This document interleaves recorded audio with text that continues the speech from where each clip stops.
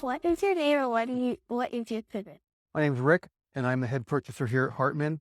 So what that means is anything in this warehouse, I have to purchase it. Sometimes it's companies within the United States. Sometimes I'm ordering big truckloads from companies outside the United States. What do you love about your job? My job really becomes a matter of doing puzzle. I have quantities of material that I have to buy, but I have to make sure that I don't buy so much at any one time that we have too much material and don't have anywhere to put it in the warehouse. So it's a matter of keeping a flow of material constantly coming in, and hopefully the sales reps keep that material going right back out. How long have you been in this field? In this field, I've actually been in it for 31 years. I came out of college, started at a company doing packaging supplies, the bubble pack, the peanuts, and about 7 years ago, Hartman Independent bought my company, and in the 7 years, I've learned all about the nails and the staples and the seals and the strapping, expanding what I can actually go out and buy. What led you to your current job? I was a big math person, always loved numbers. And in getting into and looking at this type of job, you're looking at numbers, you're analyzing numbers, you're figuring out what you need, how much you need to when. And it's that aspect of between that and puzzle solving. Doesn't it feel great when you complete a puzzle or if somebody asks you for something that they think they can't do and you can get them the answer? It's a very rewarding field. What changes do you see in the future for this job? The interesting thing is, being in it 31 years, I've seen a lot of changes. When I first came out, computers were just starting. So most of everything was on paper and numbers and trying to put things together. As computers came out, it started to be able to get the numbers and help you put them together faster. And now artificial intelligence can look at those numbers, look at how often you buy, and decide what you should buy. But it's not always right. It gives you an idea what's in there. You still have to continue to analyze. So that is going to continue to develop. They would, I'm sure, in time come to a program that will start to nail those numbers down right. The other aspect is the world economy in which things coming from overseas. When I first started buying, you bought from people in the United States. And as the world has grown and companies have grown, we have found a need to have to go outside of the United States, whether it's getting better prices or getting material that you just can't get here in the United States. There's always going to be the challenge when you're ordering from outside of the States of getting the material into our country. Right now, we're dealing with an issue with all of our containers, and our truckloads are called containers when we buy them. They come over big ships. I don't know if you ever seen a container ship where they have all these boxes stacked all over them. They come from Thailand, China, and they have to use both the Panama and the Suez Canal. Right now, the Panama Canal is low on water, so it restricts how fast ships can go through there. Well, that affects me getting my material and how fast. There's troubles going on over in the Suez Canal. A lot of ships are now, instead of going through the Suez Canal, are now sailing all the way down around the tip of Africa. And as such, it adds a week to 10 days. So suddenly that changes how soon I can expect to get my material. And I have to take that into account to make sure that we get the material in time and stay ahead of these problems before we get to a situation where you can't get material. What advice would you give a student interested in this career?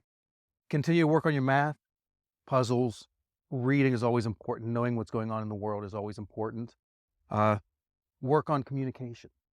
It's not always just talking, which is a big part of it, but it's gathering all the information and being able to relay it in a way. I have to handle with the reps and explain to them how I buy things. When I am working with manufacturers, I'm getting information from them and as to when I expect material to land, when it should be, how much it's going to cost. I need to make sure that the sales reps can find that. So it's kind of putting all these little bits together to create that flow of information, the flow of product that keeps everything moving. Thank you. Thank you. What do you think is your greatest strength? That's a good one. I always look at what I do. I'd have to say it's my ability to try to help people. When I am doing my job, I often get calls from the sales reps of, hey, my customer needs this, we don't sell, can you find this? And that ability to get that product for them, be able to get them taken care of, help them, help their customer. What is a typical work day like? Would have been nice if you guys could have stopped by my office when you came down. I have 3 computer screens that I'm working off of. Basically, I come in at 7:30 and I will go through emails and take my vendors will send a confirmation. I send them an order and they will send back, say, this is what we've entered in the system. Is it right? So I will spend time filling that out and making sure that they have done all my orders correctly.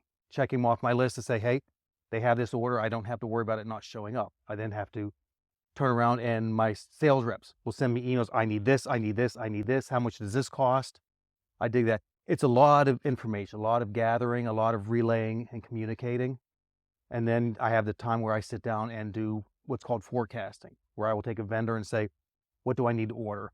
And then go through every single line item and then create purchase orders to send my manufacturers for them to send me acknowledgments for the next day.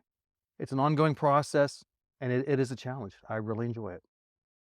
What do you think the secrets are behind getting to where you've gotten to? Wow. I'm sad to say part of it is luck. Coming out of college, it was something I wanted to do. And I was fortunate enough to run into somebody who worked at the company who did this, and they were hiring. And I continued to learn. I've continued to educate myself. As things have changed, I've continued to evolve with the industry itself.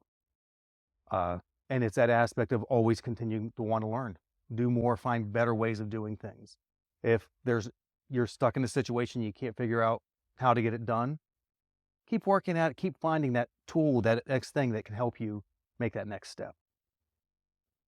What type of interests, abilities, and skills would help a person be successful in your occupation? Basically, I mean, love of math, a love of analyzing information. And as I said, it's that bit of doing the puzzles. I mean, it's keep your mind sharp on how can I find that solution? How can I help somebody else? What is the best career decision you have ever made?